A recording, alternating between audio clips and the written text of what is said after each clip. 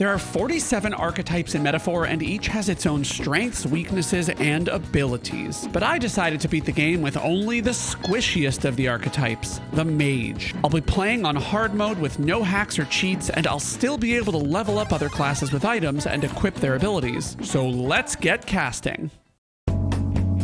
Right away we have an issue. We can't start off the game as a mage. We start off with no classes at all, in fact. So please make sure you leave a comment telling me that I can't beat this game with only mages, or else I won't know. And I will heart every single one.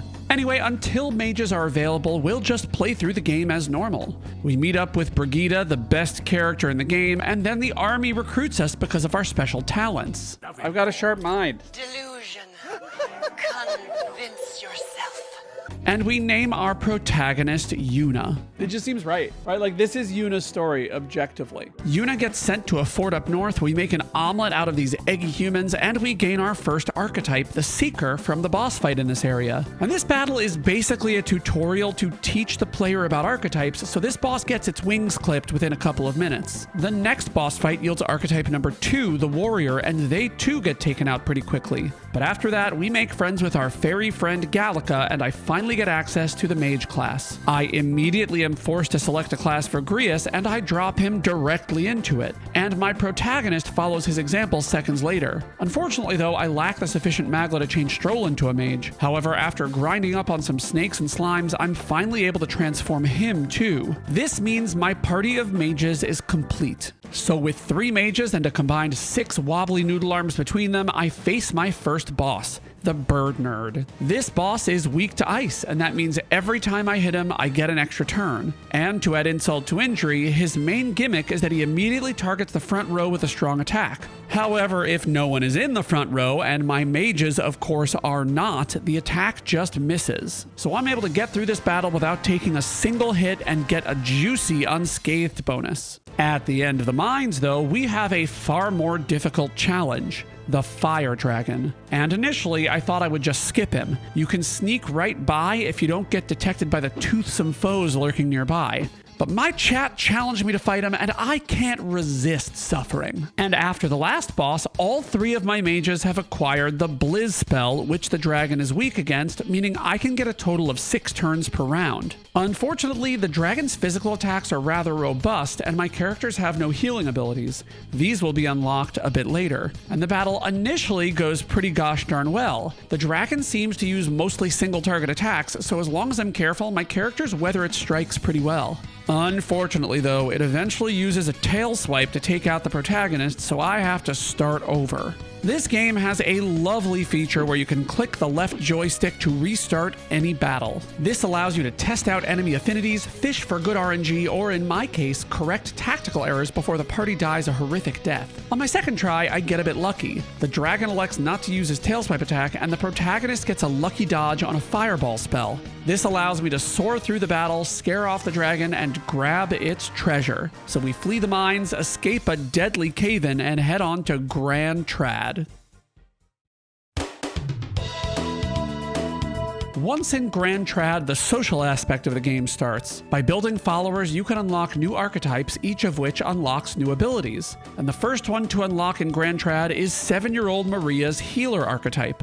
And while I can't actually use the healer archetype itself, it will eventually be very important. But we'll come back to that, because it's time to enter Grand Trad's Cathedral. Grius is taking a little vacation, so we're down to 2 mages. But fortunately, we meet up with a new friend in the Cathedral, Hulkenberg, and we take her to the dungeon, the catacombs. And there, we have a boss battle against Grius, and Hulkenberg unlocks her first archetype, the Knight. And because we have 2 mages, the only thing I'll allow Hulkenberg to do is use healing items, defend, and pass her turn. And even with this small concession, the battle against Grius is rough. He can use multi-target physical skills, and my resources are kind of limited in this battle. I haven't replenished my supply of medicine, so I have to get a bit lucky to make it work. The intended strategy for this battle is to have Hulkenberg provoke Grius, which causes him to use only single target slash attacks against her, which she resists. Then you can just mow him down with your other characters. However, without that strategy available, I just have to hope that he uses single target attacks against her.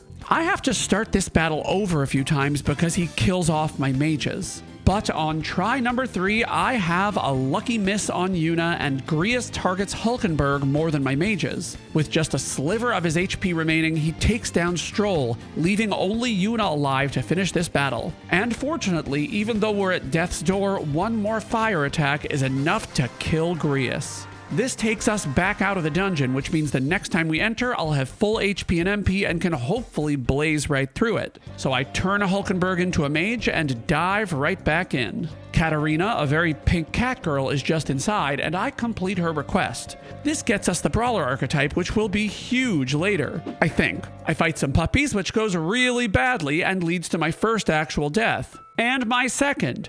And my third. But eventually I survive the battle and move on. But there's a small problem. In this first dungeon, MP is extremely limited. We have precious few MP healing items, and mages are completely dependent on MP to function. But fortunately, we have a fix for that. Each archetype has a hero passive. Knights can reflect enemy attacks, which is cool. Warriors can negate enemy advantage if I get hit, which I guess would have been nice since I had quite a few fails in this dungeon.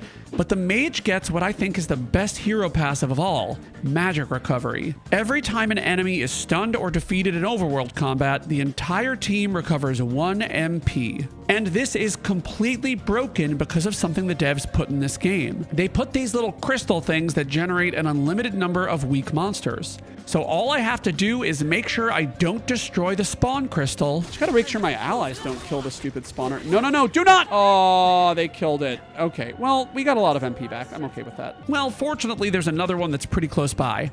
And I'm glad that I got all that MP because that allows me to use some super strong synthesis magic on one of the big eggy humans to take it down immediately. If you have 2 or more characters in the appropriate classes, you get access to combined techniques that can do massive damage. They deduct MP from everyone involved in the synthesis, but they also have varied effects, like inflicting an elemental weakness on an enemy. Or you can do magic damage that costs 0 MP. Or in the case of the mage class, you can drop a meteor on an enemy to do an unimaginable amount of damage for our level at this point in the game. But of course, that doesn't mean everything goes smoothly. Oh, it's an eggy. Can I kill it? Oh, it got me. Okay, we're just dead. We're dead. I got one-rounded right away. But I recover from this tragic death and promptly die again. The third time, though, I learn to dodge and I wreck Eggy Baby with a Meteophore synthesis spell.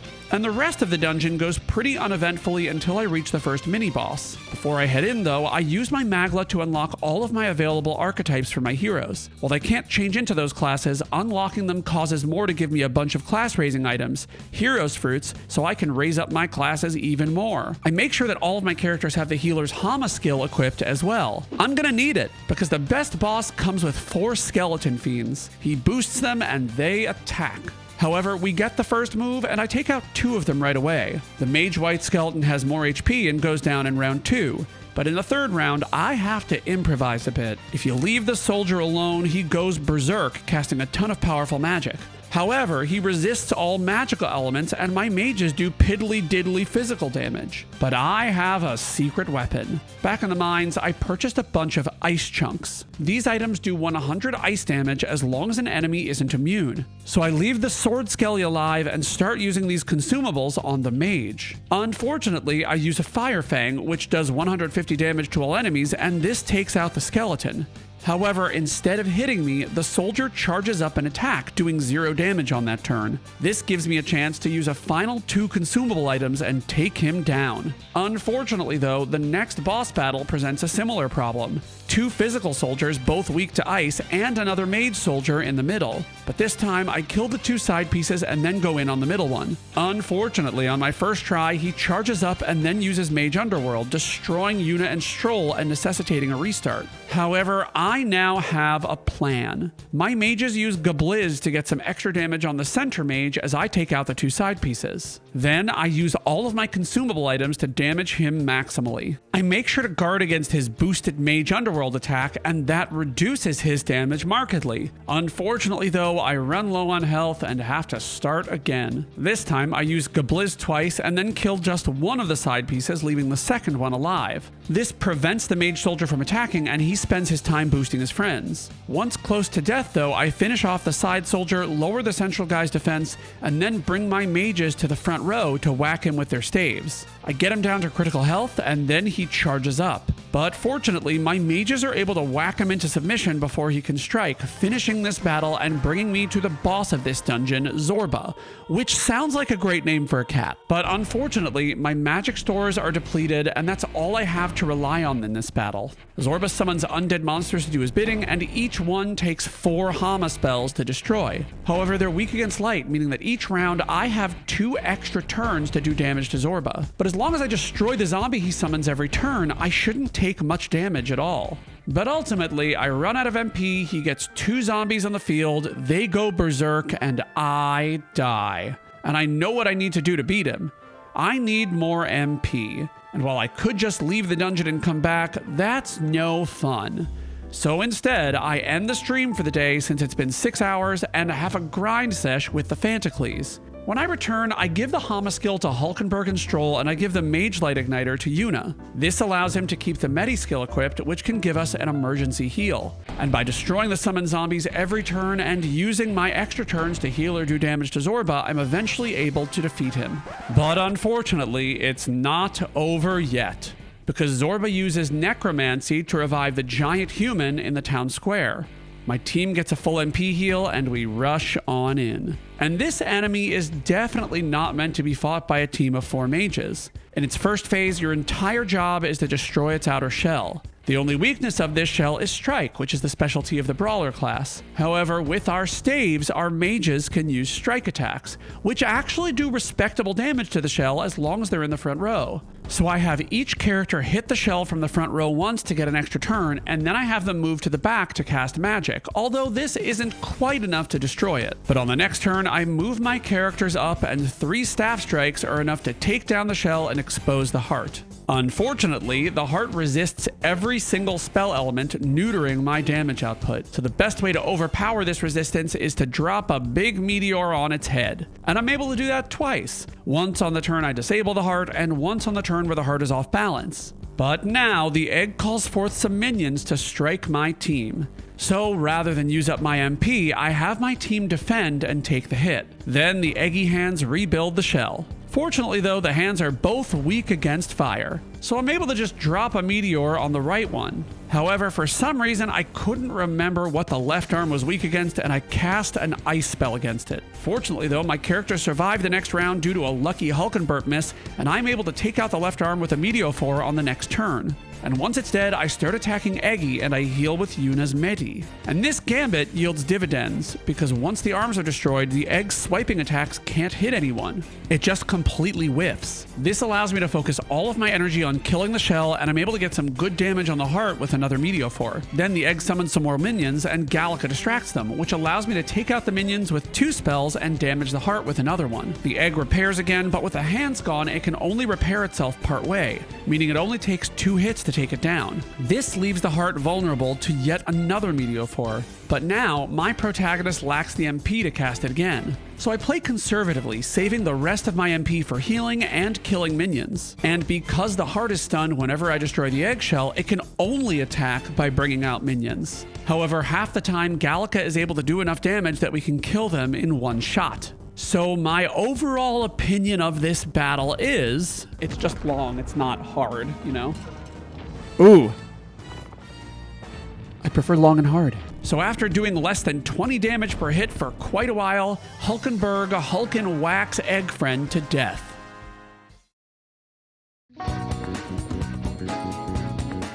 Metaphor has 3 types of errands to perform while you wait for the next dungeon to open. And the first is followers. My personal favorite follower, Brigitte, requires that I complete a quest for her, and that is the second type of errand. But funny story, she's a threefer, because to get that quest, you need wisdom. That's one of the royal virtues, and increasing those is the third errand. And you can increase those by doing fun things like sitting on a bench and literally doing nothing for an entire night, which is weird because whenever I do that, I generally just end up jack. Her quest is just a battle area, and it's a tiny problem because this area contains Gaborns, which enrage when faced with a staff-wielding foe. However, I prepared for this. Because I did the story dungeon first, these enemies are either defeated immediately or easily stunned and one-rounded. The Guptoros, however, is a bit problematic. He's weak against ice, so my characters are able to hit him hard in the initial round. Fortunately, he spends his turn just getting angry at us, but he does charge up his physical attacks, which is a nasty surprise. However, by having my mages defend, I can at least survive one round of physical attacks. However, because he gets 2 attacks per turn, he does massive damage and then simply charges up again in the same round, which is danger for my wimpy wand wavers. I ultimately restart the battle multiple times before I figure out a strategy. I open with a triple blizza as before, but I changed things up on turn 2. I used 2 blizzas followed by a tinned torpor. This item decreases the Guptoros' attack and allows all 3 characters to survive its initial attack without defending. In round 3, I have 2 characters use blizza, I have Yuna heal the party, and everyone survives his second charged attack. And with just 2 more blizzas, the battle is over. That means I can head back to Brigida, open up the merchant archetype, which will be extremely useful later, and head to the magic shop. We're gonna buy elemental items. We're gonna get 15 of each one, because there may come a time where we need to do raw damage of a certain element. I'm probably going a little bit overboard, but I think it's worth it. And speaking of items, if you want to see me do an item-only run, do me a favor and subscribe to the channel. It's the best way to show that you want to see more videos like this. This video took over 100 hours to produce, which includes editing and scripting and just even playing the game. So I would really appreciate it if you would hit the button, which is also a great way to support my channel, and it's also free, so please just do it, please. Also, thank you. I then head out to the desert to defeat a lion bounty, which is pitifully weak compared to the enemies we fought before. It does take down 2 of my characters, but I have the battle power to take it down with Stroll in the 3rd round. And with all of our questing done, we have one more thing to do. Climb into our new Gauntlet Runner to head to our next destination. The Gauntlet Runner provides the opportunity to do several important tasks. Most important is the ability to improve the royal virtues, this game's social stats, by reading books. But interrupting our trip is Godot, who wants to fight. He comes along with 2 friends. The spear holder is weak against ice, which every single one of our mages has, so I'm able to finish him off in the 1st round. The other friend, though, is strong against all elemental magic. However, my collection of consumables come in handy now. As long as an enemy doesn't negate its damage, a consumable item will always do the amount of damage listed on the tin, which means my ice chunks will always do 100 damage regardless of resistances. We do 300 in the 1st round, and then Godot wastes his turn. Unfortunately, he heals in the 2nd round, undoing my work, but after that, he only attacks. That means I can strike down friend number 2 within a few more rounds, ending the battle and bringing us to Martira. But before we can continue with the story, there's an important friend we have to hang out with, Cuculus. And because we have imagination, we can actually talk to him. However, like Brigida, he has a brief quest for us, getting him a ring from an abandoned tomb. Unfortunately, though, there's another huge challenge here. This dungeon's mini-boss is a giant mimic. Fortunately, though, they're weak to light, which I can equip to every one of my characters. But of course, the first time I fight him, I didn't switch my skills. Major fail, and I get completely overwhelmed, and I die. I meant to change my skills, and I just freaking didn't do it. I just freaking didn't do it, guys. I don't know. So, like, I don't know. But on try number 2, I start out with Hama, and then I hit the box with a gold attack, which will stop some of the box's turns. But there's a problem. As his attack, the Mimic can put my entire party to sleep. Fortunately, defending prevents all status effects, so my strategy is to get all of my extra turns and then have 2 characters defend while the 3rd attacks. But the fickle finger of RNG fickly fingers me, and Stroll eventually falls asleep. But I survive that, and then he falls asleep again, and then he falls asleep a 3rd time, and then my luck deteriorates completely. I miss a bunch of attacks, everything goes to shit, and I die. And I was hungry, so it was time to end the stream for the day. But I come back with a vengeance. And more importantly, I come back with a plan. I equip my 2 glow igniters, which give light skills to Yuna and Hulkenburps. Hulkenburps gets a gold attack, and I head on in. I use light attacks to get extra turns and gold attacks to distract the Mimic. And on my first turn, I get lucky and he does a single target attack only. But eventually, my luck runs out and he manages to kill Yuna. And this begins a cycle of pain. Because with only 2 characters alive, I only get 2 turn counters, meaning my action economy is f***ed. And it gets f***ed even more when the Mimic manages to kill Hulkenberg and Yuna at the same time. And then I die. So I do a bit of a grind. I get my characters to master the mage class. This gets them the mage circle ability, which increases the power of all magic by 10%, and it also gives additional magic attack for every character who has the same archetype class as the user. And since I have 4 mages, that should be huge. So I head back into the battle with the boss Mimic, and right away, things look about the same. My light spells are doing about the same damage as they did before, and I have no idea why. Someone let me know in the comments if you understand how this works. But for some reason, things are just better. Initially, the Mimic boss just refuses to use multi-target attacks, meaning my characters just survive. Hulkenberg goes down a couple of times, and the Mimic eventually gets wise and starts attacking everyone. And I get a lucky turn. The Mimic uses Sleepy Air, and no one falls asleep. And then the same thing happens a second time, and then a third time. And I seize this opportunity to Meteophore in its head, which gets me the dungeon key. And finishing this dungeon allows me to report Cuculus's quest, and he evolves into Alonzo, giving us the Faker archetype. We're then whisked away in our gauntlet runner to continue the story. Katarina intercepts us, but she's weak to fire, so 1 Meteophore takes her out. But our troubles have only just begun as we're assaulted and eaten by a giant sandworm. And there's only one way out, through the worm's anus. In the middle of the colon, we fight a devilish fishy human who starts the battle by lowering our hit rate and raising his own evasion. But fortunately, by restarting the battle, I can ensure that my very first Meteophore, which he's weak to, hits him, killing him instantly. And at the end of the anus, we fight the boss of this section, the worm in a worm. Fortunately, he's weak against lightning, so I'm able to take down more than half of his health in the first round. He summons his friends for round 2, but they're also weak against thunder, so 2 Gakondes take them out and a Kandura demolishes the wormy.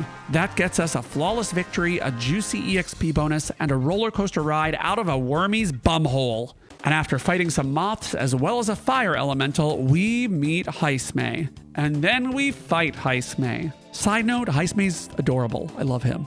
This battle is a gimmick battle though, so it isn't too challenging. Heisme creates clones of himself, and the real one has a shadow. The other ones don't. If you attack the shadow clone, all the other ones disappear. So naturally, I just Meteophore him to death. And then he fights us again, and I basically do the same thing. Though for safety, I deal the finishing blow with an item. So with Heisme captured, I head back to Martira. Heisme joins our party and we fight some wolves, but since he's in thief form, we can't use him. So I have him defend, and fortunately, the doggos are weak against ice, meaning we can kablizz them to death. Once back in town, one of the most useful items in the game becomes available in the item shop, binding ropes. These decrease enemy accuracy and evasion and can stack up to 3 times, and they're pretty gosh darn cheap. So I basically grab as many as I can carry. And you might be wondering how I'm affording all these items, and the answer is that in a run like this, I can sell any weapons that aren't made for mages immediately since no one else can use them. That gives me a ton of extra money, which is good because we also need that extra money to buy bath bombs in Camaro. These bath bombs, the fleeting fountain of youth, give a permanent 2 agility when used in the bathtub on the gauntlet runner. And along with the bath bombs, we also unlock the gunner archetype, which specializes in long-range pierce damage. And then we head directly into the Impsten Gaborn battle. I initially try to just Meteophore the Gaboss, but that doesn't do enough damage since they'll enrage next turn. So I reset and I use 2 Batras to kill 2 of the smaller ones. Unfortunately, this means the big guy now gets to charge up. So I try to whack the Gaboss with a Meteophore, but he just dodges it, and he's able to knock out Yuna with a round slash. So on try number 3, no, never mind, on try number 4, I use Gakonde and Gabat to hit all of the enemies twice, and it kills all of the baby Gaborn. On the boss's first turn, it just charges up an attack, but after this, I use a Meteophore and a Conde attack to defeat him after taking no damage. After that, we ride on back to Martyria and jump into the well to pursue the baby eater, who is also a baby, which is weird. The enemies in this section are actually easier with 4 mages than with a mixed party. The fishmen are weak against electric attack, the fish guys, the same type we fought before, are weak against fire, though they do have enormous agility and can evade my attacks even without boosts. What the hell? Though they generally only use ice magic, so that's okay. And I was wondering how much a Meteophore will do, so...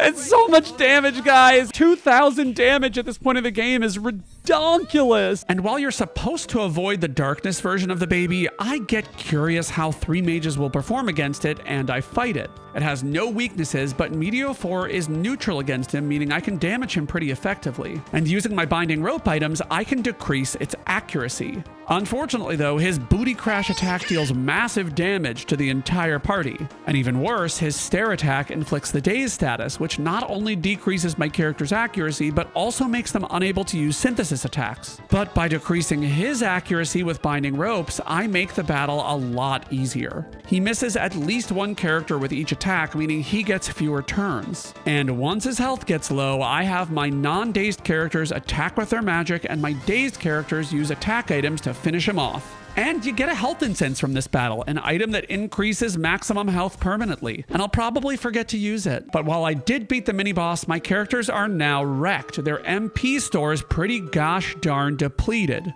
So after I drain the moat, I come face to face with a couple more enemy generators, the perfect opportunity to whack some stuff and regain my MP, which is perfect because right after that, we're finally able to head into the castle.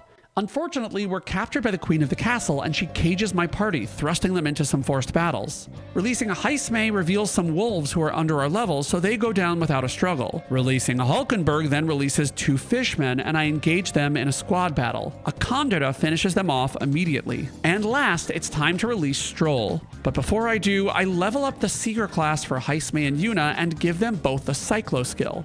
And I make sure that Hulkenberg and Stroll also have some wind magic, because the final enemy in this chamber is weak against wind. And by starting a squad battle and chain casting my wind spells, I'm able to take him down in 1 round. But there's 1 more monster left to fight in this dungeon, the big white baby. Normally, the game expects you to use pierce attacks to destroy this monster's eyes and cause its attacks to miss. But since we don't have access to pierce attacks, I'm doing this the old-fashioned way, by smashing it on the head with a meteor. But to ensure it can't dodge the meteor, I spend the first round using 2 binding ropes on the monster. But in round 2, a Meteophore does over 1154 damage, and I end the round with a Tinned Torpor. The baby misses, and a Meteophore takes its health down to about half. And by keeping its hit rate low, I'm able to avoid most of the baby's attacks entirely.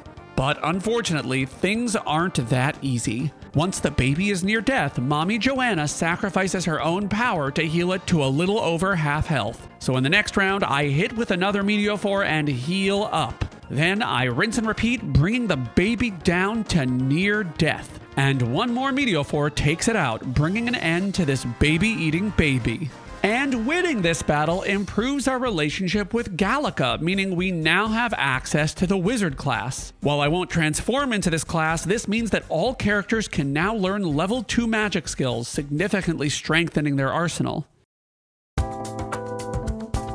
After a bit of character building in Martyria, we indulge in some more travel. First, to the catacombs. The boss there comes with a cadre of bony boys, and they go down to 2 Gabots. The big guy resists none of our elements, and we hit him with a bunch of spells and drop a meteor on him to finish him off. The Man-Eater's Grotto is next, and it wields up 2 wiggly wormy bosses. They're both weak against ice, so I'm able to use Blizza spells, which I inherited from the wizard class, to defeat both in a single round. And then it's time to head to Brylehaven. On the way, I encounter Katarina again, and she once again is defeated with just 2 meteor strikes. She'll eventually get stronger, but I now have access to the bath on the rear deck. Anytime night falls, I can permanently gain stats by using a bath bomb. I currently only have Fleeting Fountain of Youth, which raises my agility, but that's pretty gosh darn good since it'll increase my hit rate and evasion. But I will get more bath bombs later that will let me increase additional stats. And after soaking our stinky selves, we finally arrive at our destination. Before I continue on with the main story though, I need to build up some more friendship, specifically with Barden, who gives me access to the Commander archetype. This archetype class will be crucial in later battles. Unfortunately, he's a dud in the looks department, but I'm happy to friend zone him and string him along, and I'll talk more about this class later. I also head to the Tomb of Lament. This place is filled with mimics, which will give me materials to purify weapons, so I take out as many of them as possible. Then it's on to the boss. He's weak against light, so I level up the healer archetype and equip Hama-on all of my characters before I head in to fight another demon priest dude. I hit him with a binding rope before I whack him with some Hama-on spells. However, I overlooked something. I came to this dungeon when the weather was bad, so I don't get extra turns for my characters even when hitting a weakness. So I can't do enough damage to make a ton of progress before he summons his friend into the battle. This fiend immediately heals him, putting me in a worse place than I was when I started, so I restart the battle. And the second time, I focus all of my energy on lowering his attack with Tin Torpors and his defense with Corrosive Acid, which will set me up for the next round. He's lost no HP, so the healing from his friend is ineffectual. But now, I can pelt him with light attacks. Okay, well, we're gonna hope and pray. Thoughts and prayers, guys. Are you kidding me? So I restart the battle again. I think I just need to go after his friend. I start the battle the same way, except I also lower the boss's accuracy with a binding rope. I take Priesty down to half health on turn 2, and he wastes a turn charging up a strong magic attack. His summoned double lion ram strikes with a fire claw. This means that on the next turn, I'm able to take down the boss with 4 more light attacks. And with Priesty dead, his friend isn't too threatening, so I just attack relentlessly and he goes down pretty easily. Then in Gracia Forest, we're threatened by a bird brain. Birds like this can one-hit KO characters, but this ability is disabled if characters have the defense-raising Rakukaja effect. So I start the battle with Marukukaja from the commander line and then just whack him with Blizza spells. And as if on cue, the boss targets everyone without Rakukaja, wastes his turn, and that allows me to Meteophore him. He goes down to very low health, and I finish him off with 1 more. Katarina challenges us again, and this time it takes 2 Meteophores to defeat her, yielding another friendship level. The Forsaken Tower is next, and at the top of the tower is a rather nasty giant. The weather is bad, so I don't get extra turns, and therefore I start by debuffing him as much as possible. I focus on agility, but even so, his attacks don't do more damage than I can heal. His gimmick is that he boosts his stats and then deals a devastating charged attack, but if you negate his boosts, which I do with my debuff items, he simply wastes his turn. But he does get 1 lucky round, getting a critical hit on Hulkenberg, inflicting a heist made with Forget, and then ultimately taking out Hulkenburps entirely. But I'm able to revive her, heal up the team, and regroup. He does not get another streak of luck like that, and I'm able to pull through with a final Meteophore. And at last, it's time to enter Luis's Gauntlet Runner and continue the story. The mission here is to take out Luis's inner circle of minions. The first baddie, Xanth, is weak to status effects. I use a poison stinger to poison him, and then I smack him with a meteor. His initial attacks don't do too much damage, and I smack him with a second meteor. His second set of attacks is similarly muted, and a final meteor burns him up. Next up is Glacham. He's vulnerable to provoke from Hulkenberg, so I equip her with, well, actually I just drop meteors on him and I don't even bother with his gimmick. Oops! Third, I take on Seba, whose gimmick is that he can set up a wall that blocks all physical attacks, and as you might expect, it does not block fire elemental Meteophores. And since that's all he does, I cosplay Sephiroth 3 times with my mages and he goes down. And finally, we fight Cabio, who summons Salvia to fight with him. Salvia uses almighty attacks, and Cabio uses slash attacks, neither of which can do very much to my characters. And fortunately, one is weak to pierce attacks, and I equipped Sleep Shot on a couple of my characters. And even better, the other is weak against thunder spells, which all of my characters have. But in any case, I bop Salvia with a final Meteophore and the battle ends. So we exit Luis's Gauntlet Runner, wait for the timer to run down, and invade Luis's bedroom. And not in the fun way. But unfortunately, his purple penis head lover takes issue with that, and it's time to fight him and his ugly dog. Interestingly though, Juna joins us in this battle and she is not a mage. This means that I cannot use her and she must pass her turns. But this is a problem because the hot doggo is not weak to any of our elements. Its cougar owner will boost it and intermittently heal it once it's at low health. And once Juna goes down, we only get one action per turn, meaning Purple Poopy can heal off all damage we do in one turn. So I cannot get through this fight with my current setup. Ultimately, I reset the fight so I can throw some items to determine what it's weak against, and it's wind. So I head back to my save, and fortunately, my prior prep pays off. I equip Cyclo from the secret class that I learned earlier, and I head back into the battle. This time, Juna passes her turns, and I use Cyclo on the wolf, which does a lot more damage. This allows me to take out the doggo pretty gosh darn quickly. And once he's down, Purple Pooper has very little he can do to me and is taken down by a bunch more Cyclo spells. So our popularity increases, we recruit Juna, who has the best magic attack in the game, we accept a mission to find a long and hard spear, and we turn our gauntlet runner into a boat. And then we head into a tropical paradise. And by the way, don't buy a boat. On our way to paradise, we're unfortunately attacked by a giant kraken and its Tantacles. And while my kraken is much cuter, I prefer to fight this one since it's weak against lightning magic. All of my mages have access to Gakande, which allows them to hit all 4 of the Tantacles along with the kraken head at the same time. They're all taken down within 2 turns, and then the squid attacks the team alone. It gets a critical hit on Heisme, inflicting anxiety, which makes him pretty gosh darn useless. Anxiety causes your characters to just choose an attack randomly rather than doing what you want them to do. And without Heisme's damage, we can't finish off the squid, it gets 3 extra turns, it regenerates its Tantacles, and then it just completely wrecks my characters. So I start the battle over. I initially start with a Gakande, but then I use one of my free turns to cast Mage Group Strength, increasing my party's attack power. And once I do that, I'm able to Gakande all of the Tantacles to death, using Mage Group Strength a second time during the turn and focusing my final attack on the Kraken's head. It uses Ink Spew next, which gives a few of my characters the Malady status, preventing healing. However, I'm able to use Thunder spells to destroy him before his Tantacles can regenerate. And with that, we sail on to our vacation.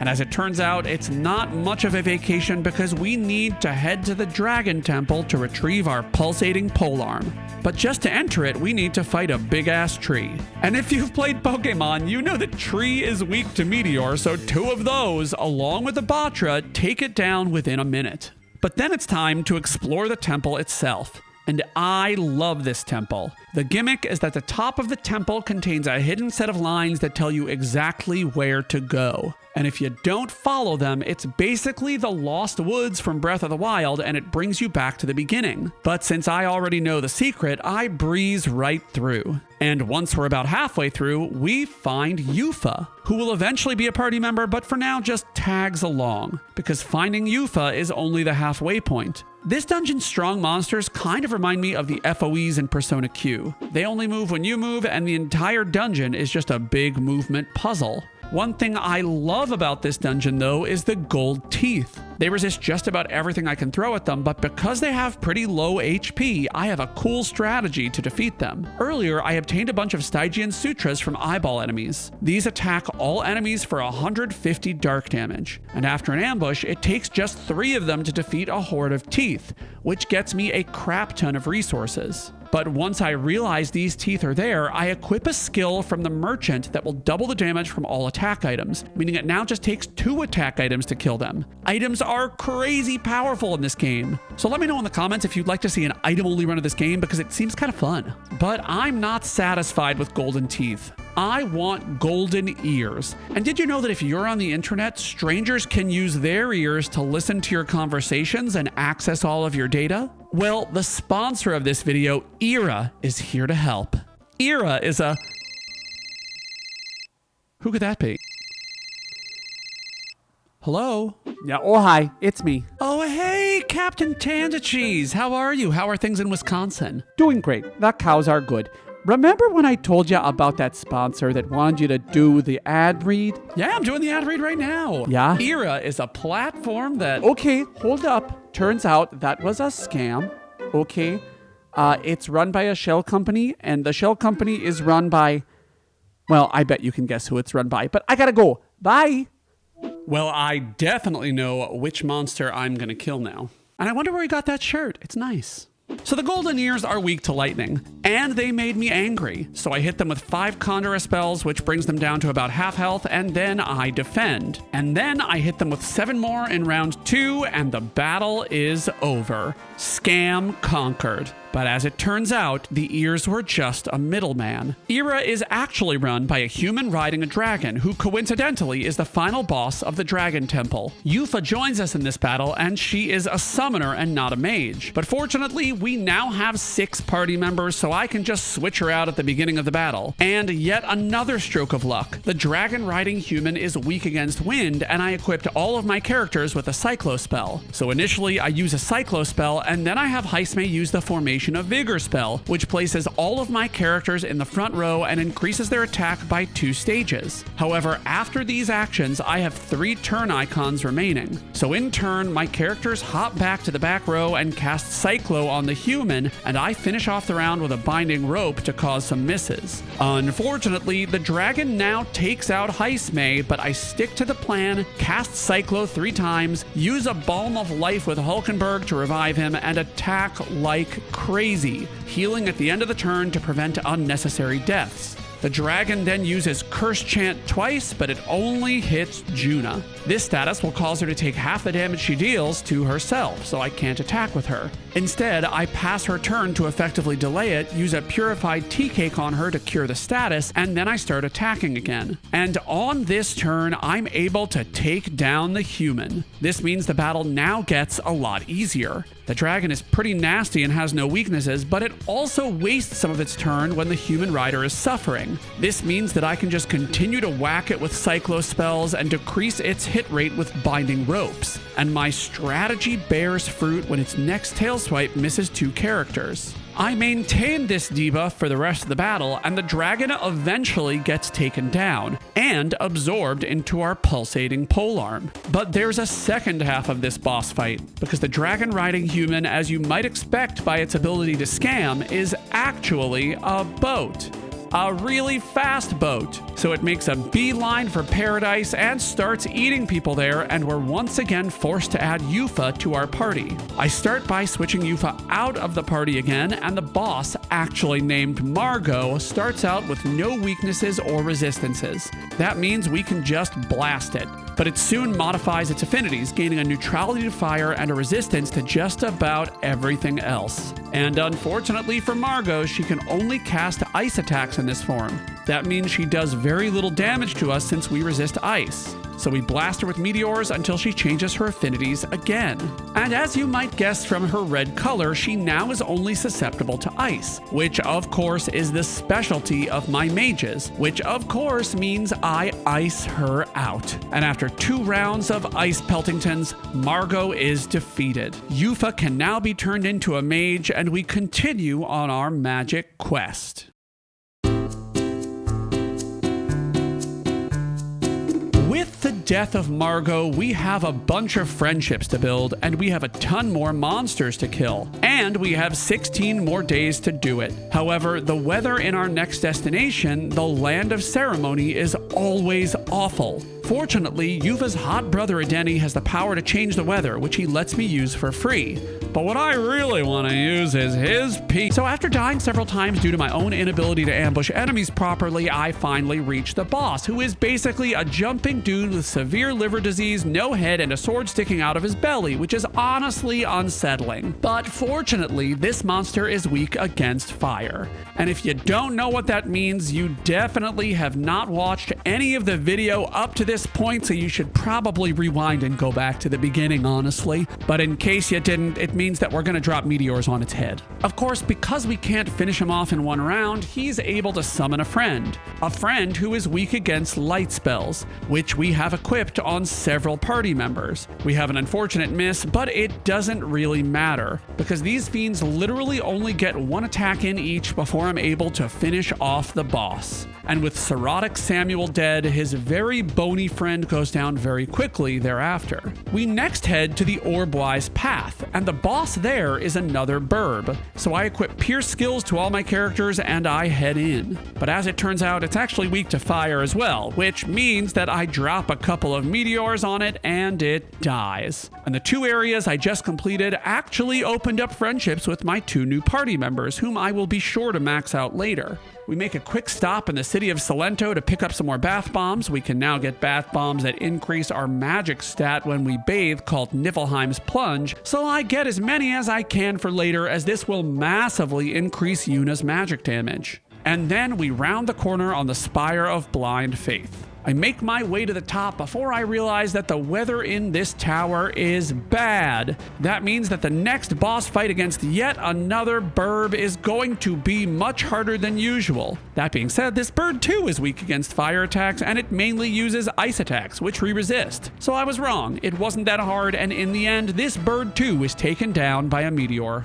Scoundrel's Hold is next, and the boss here is a giant flanked by 2 Gaborns. His gimmick is that if he's the last one standing, he goes berserk and gets a ton of extra turns. However, he's weak against wind, and we have access to very strong wind spells, and Juna, our best mage, also has access to a multi-target fire spell from her Masked Dancer class. So I hit the giant with wind, I hit the entire enemy party with Juna's fire spell, and then use items to put his 2 cronies to sleep. This keeps them in the giant's party, but ensures they won't interfere with my killing. This allows me to weaken the giant further and then take out the entire enemy party with Juna. And then we finally can head to Altabury Heights and continue our quest. We visit the Opera House, infiltrate the backstage area with Juna, and then spar with Luis. And this fight can only be described as special. He starts with half health, and my characters are able to do a lot of damage, especially with Yufa using an igniter to raise everybody's attack power and Yuna using a high-powered cyclone. He does get a couple of lucky critical hits, so I end up using a holistic whitefish platter to heal everyone's HP. But Juna ultimately incinerates Blondie on the next turn anyway, so perhaps that level of healing was overzealous. But sadly, Luis isn't yet dead.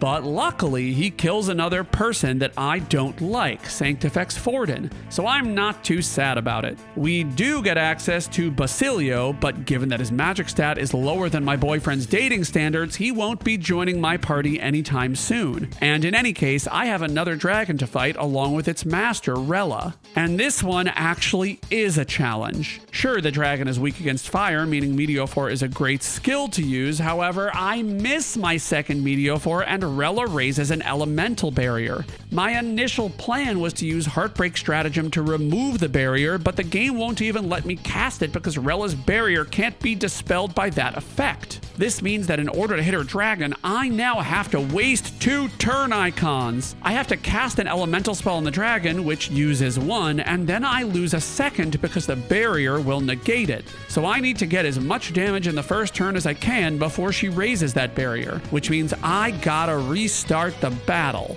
The second time, both of my initial Meteophores hit, so the dragon is already at half health. I spend my second turn raising everyone's attack to the maximum, and then my next fire attacks just whiff, and the dragon whacks everyone with his tail, and I die. So I try to figure out another strategy. I want the Dacunda skill, which will remove debuffs, but I don't have enough Magla to get it, so I just raw dog it and head back in.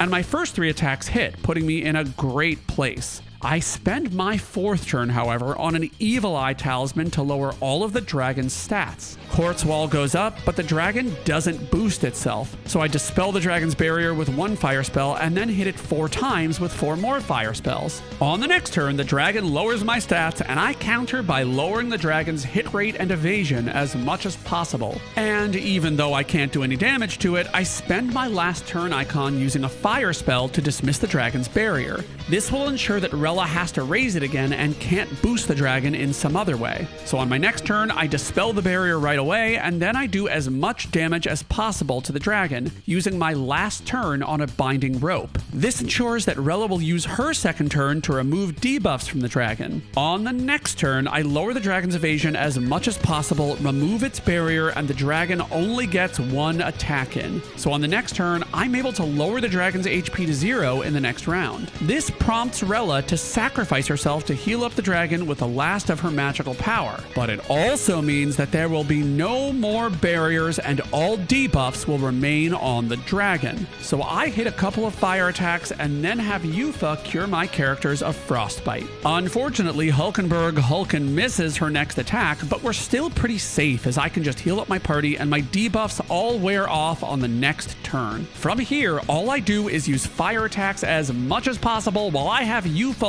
lower the dragon's hit rate and evasion. And this strategy bears fruit, but the fruit is not as cute as I am. Anyway, on most turns, the dragon misses at least one character. That means he can only attack once per round, and I eventually win the battle of attrition, letting Hulken burn this dragon to dust.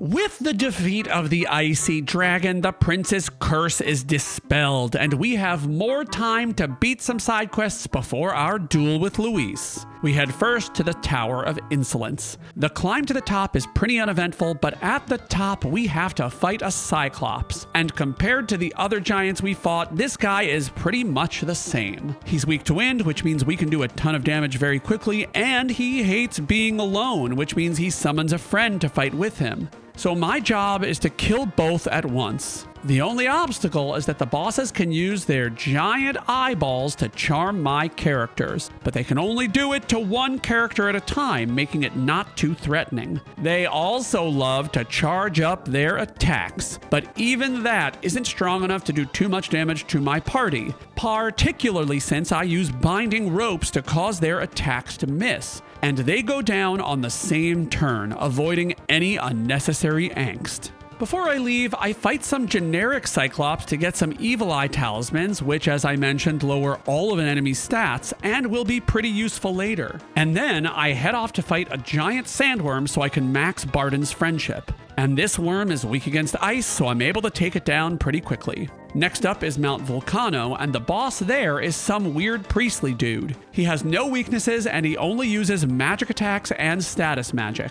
I keep his attack stat and hit rate in the garbage with items. I hit him with tons of magic, I dodge a ton of attacks, and I ultimately remove him from existence on my first try. Everfrost Forest is my subsequent destination, and the boss is a two-headed lion and a dude. But something great happens. Earlier, I maxed out Katarina's follower ranking. When that happens, she'll support you in battle in certain areas. And when I say support, I mean she'll remove a quarter of an enemy's HP in every single battle. And this time she attacks the lion, removing a ton of his HP. Unfortunately though, I goof and forget that this dude absorbs fire even though the lion is weak against it, so I have to start over. And Katarina attacks the dude this time. And this is even better, since once the dude's health is low, he destroys himself to heal the lion. And when he does this, the lion is at full health, so that makes it very easy to just hit the lion with fire, lower its attack maximally, and just wail away extremely safely. But just to add insult to injury, the lion uses ice attacks, which we resist, and the lion misses on his first turn. Unfortunately though, he inflicts Yuna with rage on his first attack, but I cure off the status, hit hard with 2 Meteophores, and melt this monster. So with all the monsters defeated, It's time to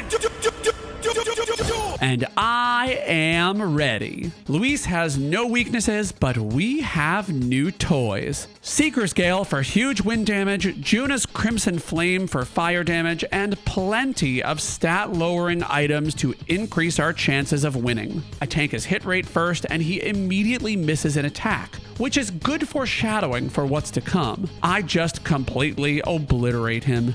He can barely hit any attacks, and Yuna and Juna mutilate him with massive magic. And once he gets down to around half health, the battle is over and we retreat to the ancient Elden sanctum. Here we buy some new weapons which are much stronger than our current selection and head into a battle against a very familiar looking human. Unfortunately though, this battle unlocks the prince archetype for Yuna and we cannot switch him out. So he will either pass his turns or defend. Fortunately though, this apple tree man, like his predecessor, is weak to wind attacks. That means we only get 6 attacks instead of our normal 8. But we have some amazing tools at our disposal. We of course have wind attacks, but Juna's Crimson Flame can hit all 5 components of the enemy, completely neutering its appendages and allowing me to deal maximal damage to the boss. So without too much fanfare, I'm able to overpower him and finish him off with a meteor. And finishing this part of the story gives us a huge power boost. Gallica's friendship is now at maximum, so we have access to the Elemental Master class, which gives access to the level 3 elemental spells. These are gonna wreck some shit. So we head back to Grand Trad and begin the penultimate chapter of this journey. My first task is to collect a very important item. I found a bunch of gold beetles throughout the game, and the guy we met inside the Sandworm's butthole wants them. In exchange, he gives us the Venom Ward charm, which gives us a juicy stat boost, but more importantly, prevents physical status effects. But once I have that, I head to the abandoned path, and this is yet another area where Katarina practices fisting. And apparently our next boss is into it. And I get it, we all love cat girls. He's weak against darkness, which is probably why she was able to shove up all the way in there. But my team has no darkness attacks equipped, so I'll just have to make do. I just mainly use strong ice attacks against him while letting Hulkenberg provoke him. I get him down to low health, and that's when he chooses to use Soul Cry, charge his next attack, increase his attack and defense, and then take aim. But because he doesn't attack, I'm able to finish him off with a couple of fire attacks. We field trip to Manor of the Ascendant after that, and the boss is yet another burb. Same deal as the last one. Boost defense to avoid instant death. But this bird too is weak against ice, and all of my characters have Blizzaton. And I have Marakukaja equipped to boost defense. So Yuva focuses on boosting the team's attack, and the bird immediately has some bad luck. Oh! Did you guys see that? That was freaking amazing! On the bird's second turn, it lowers Juna's attack and defense, whacks her, and ends its turn by lowering her attack and defense again. And one more Blizzaton finishes it off. I head back to the Forsaken Tower next, and I returned here to fight the first of the 3 dragons. This dragon has no elemental weaknesses, but his strategy is slightly flawed. This dragon doesn't like it if you try to repel attacks. However, if you don't do that, it only gets 4 turn icons per round. So I use my age-old strategy of just attacking with my strongest spells, and the dragon is much stronger than me, and I die.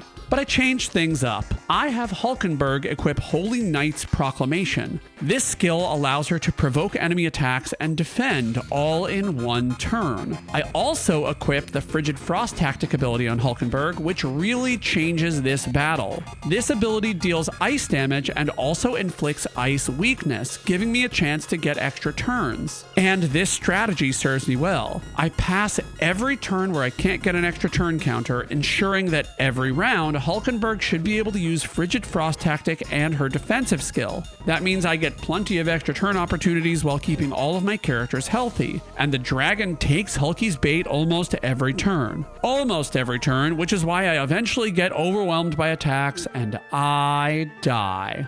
My current arsenal just isn't enough. But with a small grind, I'm able to raise up the general class for Yuna as well. And I equip the Frigid Fortress tactic spell. That means that now he and Hulkenberg can chain that attack for even more effective dragon killing. It also ensures that I don't have to skip as many turns, since I should always be able to hit a weakness after the first round of combat. I also equip Juna with the Dekaja skill to remove enemy buffs. So on the next try, I get off some great damage right away. And in round 2, my strategy starts to mature. Yuna uses Frigid Fortress tactic, which the dragon is weak against, and then Juna uses Dekaja to remove its strength buff. It will recast this every single turn if not at max strength, effectively wasting a turn. Yufa uses Blizzaton, and Hulkenberg uses Frigid Fortress tactic to reapply ice weakness. Yuna gets in another Frigid Fortress tactic for another turn, and then Juna uses a Tin Torpor to lower the dragon's attack. That means that on the next turn, the dragon does not boost up to full attack, meaning I can let Juna use a Binding Rope on the dragon to lower its hit rate. And this strategy is a true coup de grace, because I equipped 2 characters with Dodger Rings. This makes it so that if either of those characters avoid just one attack, all of the enemy's turn icons are removed.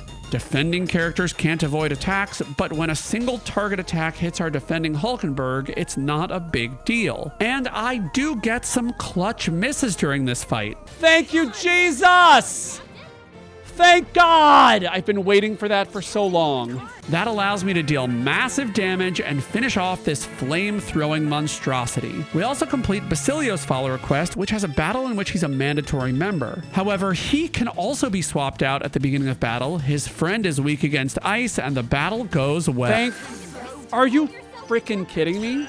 Like, right at the end, it wants to totally kill me. And then it's time to head into the castle. And while it might seem like an easy trek, the negative thoughts of all the stupid commoners block our way. No, Janet, that is actually what happens, and they are actually stupid. Well, anyway, our first challenge is a repeat of the ear puzzle with 2 gross ear mini-bosses that we need to fight. Well, like their predecessors, these guys are also weak to lightning, but this set is also weak to ice. Were the other ones too? Did I miss that?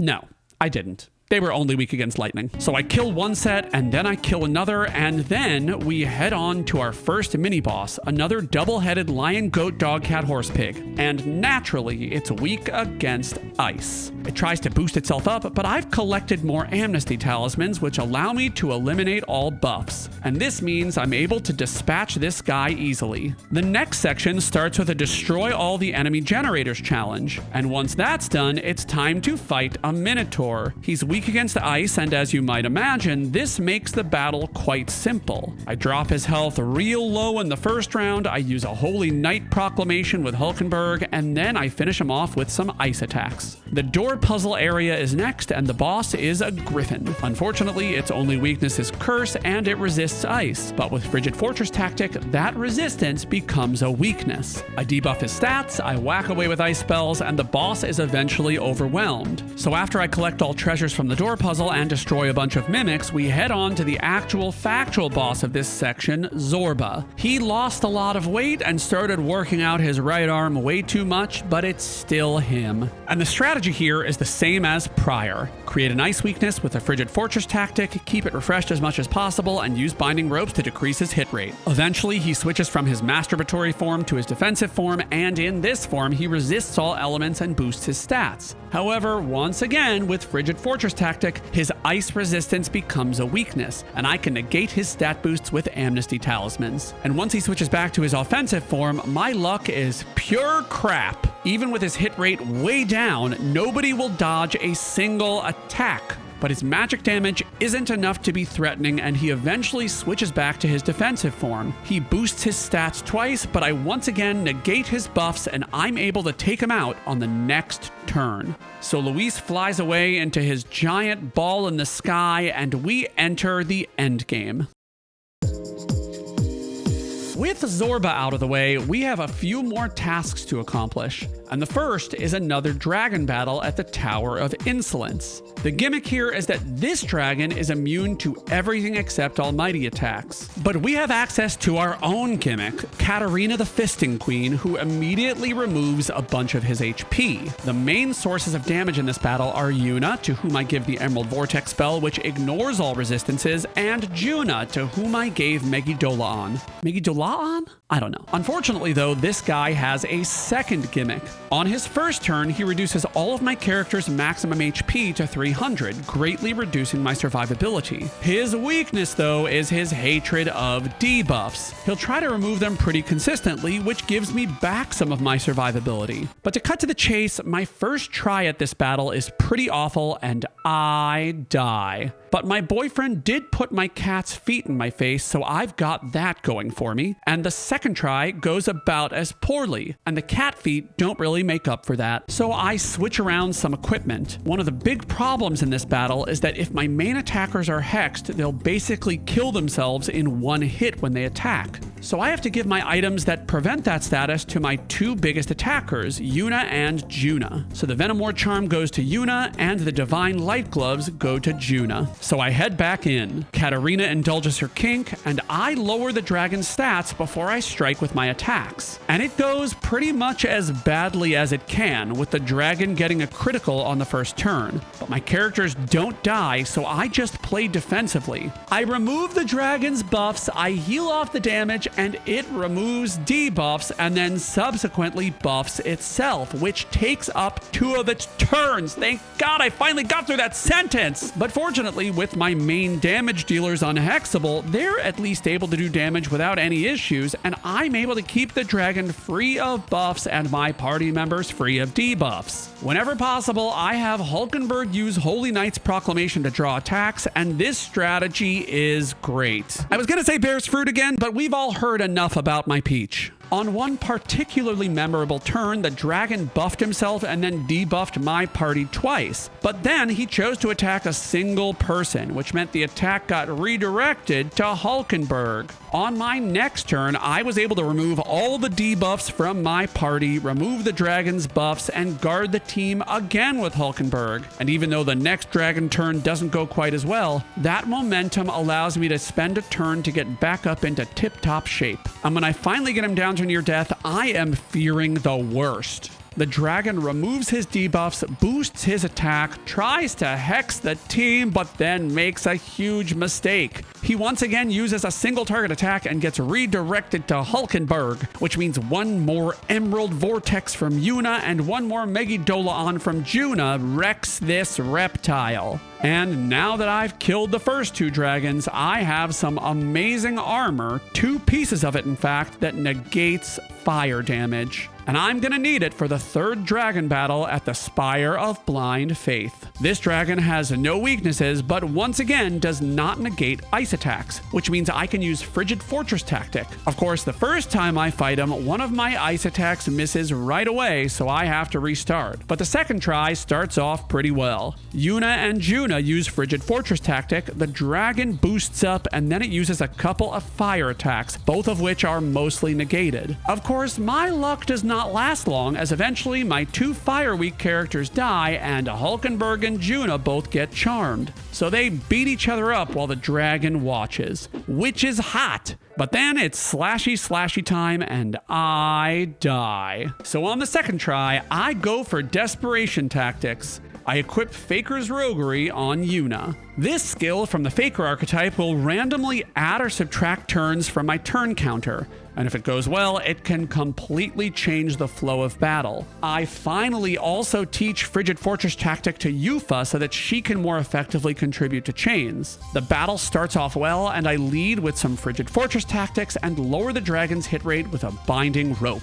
And the result is an immediate miss, meaning the dragon does no damage on its first turn. On the second turn, I remove debuffs and damage the dragon as much as possible while also getting some debuffs placed on him. He uses 2 all-party fire attacks this turn, which 2 of my characters block, so I spend the next turn doing damage, using binding ropes with Yufa, defending the party with Hulkenberg, and then I do one more very important thing. I have Juna use an adamantine honey cake on Yuna, which will negate 1 elemental attack. Of course, the next turn, turn, the dragon just charms the party. But Hulkenberg escapes the status effect because she's defending. She gets the first turn, she uses a Coney Stew to cure everyone, and the party hits hard with more ice spells. I remove debuffs, and once again, I have Hulkenberg defend. And then I use my final gambit. Yuna uses Faker's roguery, and the team gets just 2 extra turns. That allows me to use another adamantine honey cake on Yufa. And I do this because I predict a burn down coming that will do 9,999 damage to any character not immune to fire. And my prediction is correct.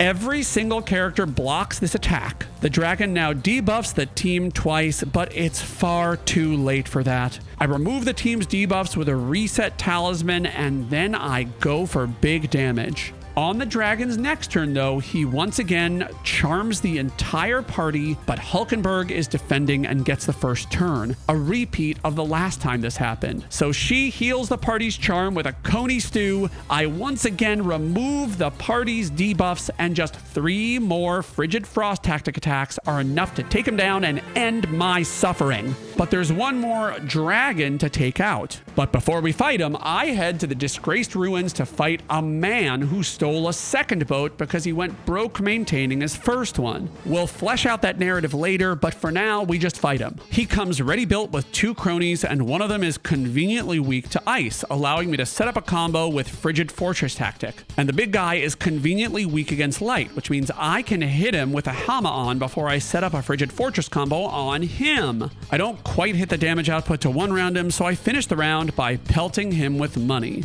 And all he does on his turn is summon another set of goons. But sadly for him, his goons are greedy gobblers who are enticed by the money I threw. So I'm able to finish off the battle without taking a single point of damage.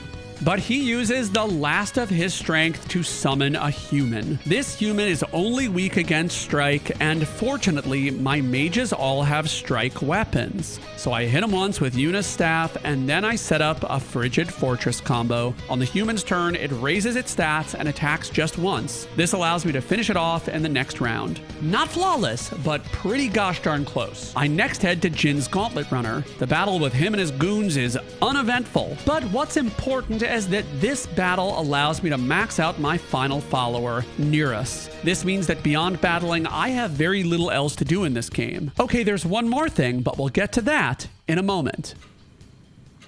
Okay, that moment is now. We head to the arena where we fight for glory, but only a couple of times, so we'll get back to this, because we now head back to the Dragon Temple, and there we fight an enemy who should be terrifyingly troublesome to trounce. But the devs of this game made a huge mistake. They made him vulnerable to ice, which means my first attack creates an ice weakness, and then I just keep pummeling him with popsicles. On his first turn, he boosts up and uses Seeker's Flame, and I still have 2 characters who negate fire attacks, meaning he essentially wastes his turn. And on my second round, Gallic gives me 2 extra turns. This allows me to negate his boosts, deal a ton of damage, and then use Faker's roguery, which of course fails to give me any extra turns at all, because that's just luck. But on the dragon's second turn, things get dicey. Literally. He changes into a warrior, boosts up, and then gets a crit with Round Slash. However, Hulkenberg guards Yuna from damage on the next strike, and nobody ends up dying in this round. That means that I can do a ton more damage with Frigid Fortress tactic, heal up, and then gamble for more turns with Faker's roguery. And it fails. A second time. He then changes into a knight, using a pierce attack only once. But after that, his single target attacks are kind of a fail. He brings Yufa down to half health, but otherwise leaves my other party members unscathed. So I have yet another turn of dealing damage, healing, and then failing to get extra turns with Faker's roguery. No!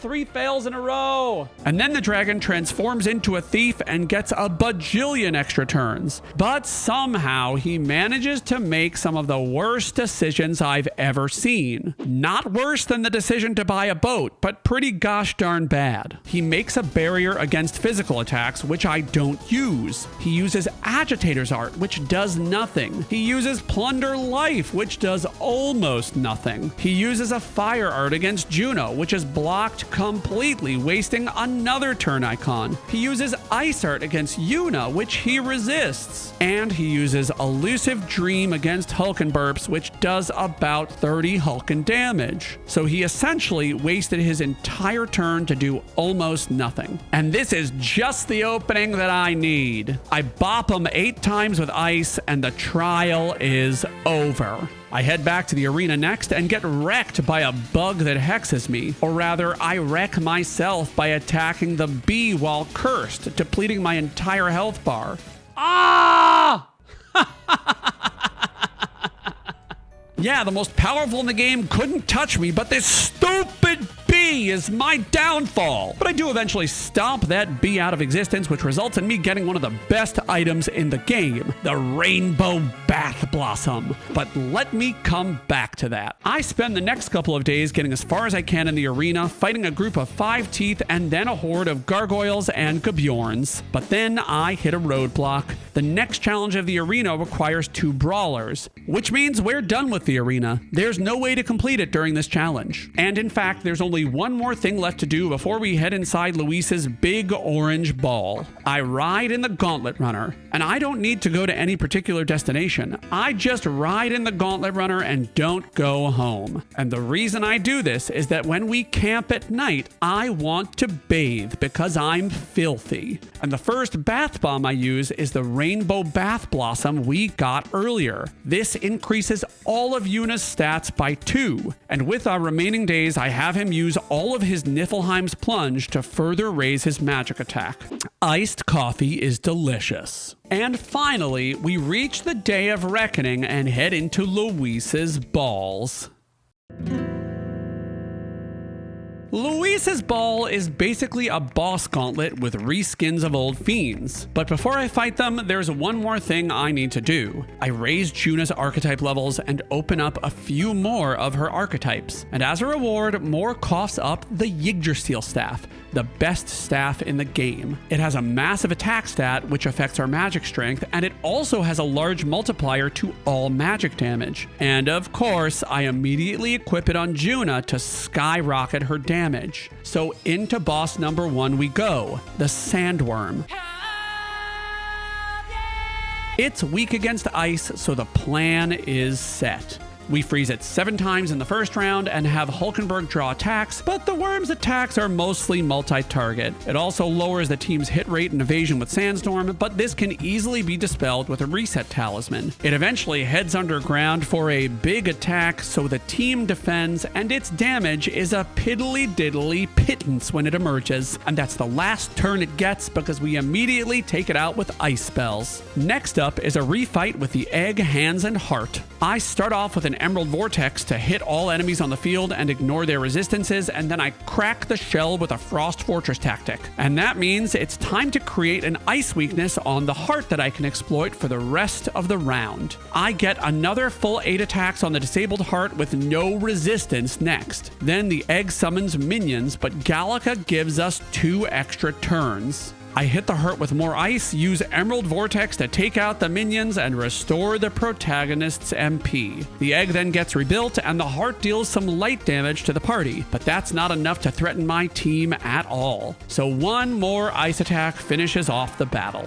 And gloriously, this battle yields the Mage King staff, which gloriously has a high attack stat and also gloriously increases the strength of all magic. So I immediately and gloriously equip it to Yuna, and we're on to the next challenge, the gloriously windy apple monster, who I will call Gloria. Gloria's wings are weak against wind, so Yuna uses Emerald Vortex and Juna creates an ice weakness on Gloria that everyone else can exploit. Yuna's second Emerald Vortex takes down Gloria's apples, and the legs get taken down by Juna's ice spell. Hulkenberg braces for impact, and that allows her to take Gloria's one attack with aplomb. On turn 2, it's one Emerald Vortex, and the rest is ice. Gloria's 2 attacks do nothing, and our next set of attacks take Gloria down, which brings us into a fight with DaBaby. Yuna uses Emerald Vortex to deal damage to the eyes, Juna once again creates an ice weakness, and everybody else exploits that ice weakness. DaBaby deals a pittance of damage and lowers our stats, but we're able to continue to the next turn and remove those debuffs with a reset talisman. So the girls use ice, and Yuna takes down the eyes with an Emerald Vortex. With the eyes dead, DaBaby can't hit the party, and it wastes its next turn focusing for a big attack. But it's too late, and Juna freezes DaBaby to death, giving us some more weapons that we can't use in this challenge. But we won't need any new weapons for our refight with Homo Margo, because I start with extra turns from Gallica, and I use my extra turn to create an ice weakness. And Homo Margo's health is already half gone before my turn is over. She switches her affinity to ice and removes my buffs, and that means it's time to drop a meteor on her and use Emerald Vortex to bypass her weaknesses. Homo Margo uses her next turn to remove debuffs, and she hits for a piddly diddly 85 dark diddly damage. So after I drop another meteor, Margo changes to fire affinity, meaning I can now create an ice weakness and freeze her to death with Juna. And finally, boss number 6, the Kraken and its Tantacles. The head is weak against lightning, so before the battle, I equip Candion to all of my party members. The Tantacles, however, are not weak against lightning. So in the first round, I create ice weaknesses on 2 of them and finish them off. The damage from the Kraken's first attack is pretty mediocre, so I don't even heal. I just hit the head with Candion to get an extra turn, make both Tantacles weak against ice, kill one of them, and use the rest of my turns to attack the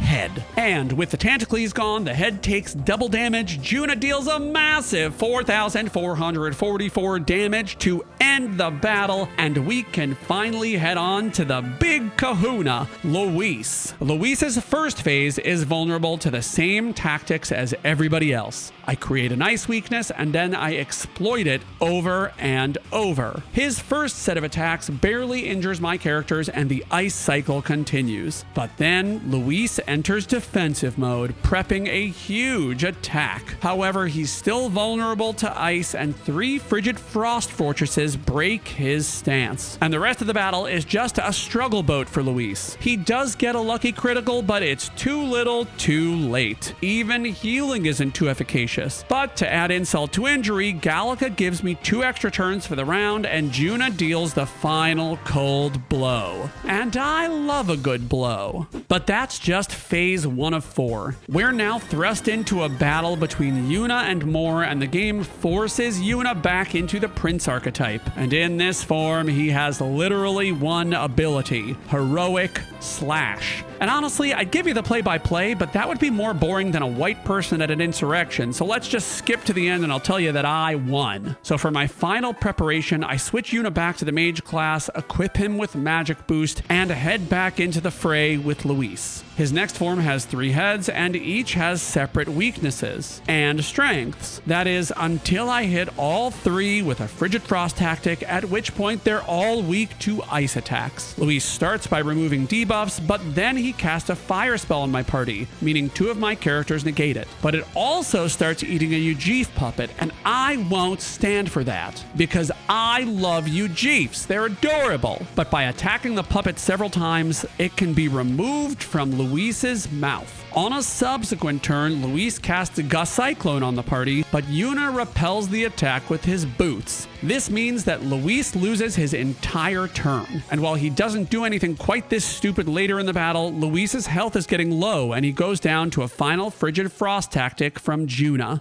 But Luis's final phase has some new tricks. Not one of those tricks, though, is immunity to ice, meaning I have my strategy all set. I just hit him hard with ice. Fortunately, because I killed all of his minions, he only gets 5 attacks per turn, and one of them just about always becomes a weak physical attack. But he can use an all-target pierce attack, which kind of wrecks. Fortunately, this follow-up attack doesn't manage to kill anyone, so I'm able to get everyone back to full health with a single item and continue to freeze him out. I also have Hulkenberg imbue Juna with the effects of an indestructible honey cake on this turn, which will bear fruit in a later round. Luis makes terrible decisions on his second turn, so no big deal. On his third turn, Luis buffs himself and then uses Tempest Shot. This does a ton of damage to my characters, but because of that honey cake, Juna blocks the attack entirely and drains another of Luis's turn icons. He ends his turn with a Hadean Ice Crag, which we resist. So I reset my debuffs, heal my HP and MP, and wait in suspense for the next turn. And Luis buffs himself, attacks weakly 3 times, and then buffs himself again. That means that I can discharge his buffs, ice him out, and refresh the indestructible honey cake on Yufa this time. And once again, Luis takes the bait, using a full party pierce attack on this turn. Yufa blocks it, and he therefore loses the rest of his turn icons. So we heal, freeze him some more, and try to debuff his hit rate a bit. Unfortunately though, Luis uses an instant death attack on Yufa, whacks us a couple of times, and then uses Soul Scream to gain more turn icons. His all-party fire attack is completely negated by Hulkenberg and Juna, and rather than attack twice, he chooses to buff himself, attack just once, and subscribe to the Tantacles YouTube channel. Maybe this would have gone better for him had he done that earlier. I don't know. But anyway, I use more ice attacks and a full heal. But the next turn, he boosts himself, attacks twice, and uses Soul Scream again. But he really goofs here because he uses Emerald Vortex, the same wind spell I've been using that ignores resistances. However, the spell does not ignore repel, and Yuna still has shoes that repel wind attacks. So all of his extra turns are immediately negated. So I remove his buff effects and cast 1 Frigid Frost Tactic, 2 FFT. Wait, those are the same letters as Final Fantasy Tactics. Huh. And a 3rd FFT obliterates Luis and finishes off this challenge. I'm using Blue Sky now, so follow me there. I'm Tantacles, and click this playlist to watch more of my challenge runs, which is the best way to support this channel. Yes! Bye!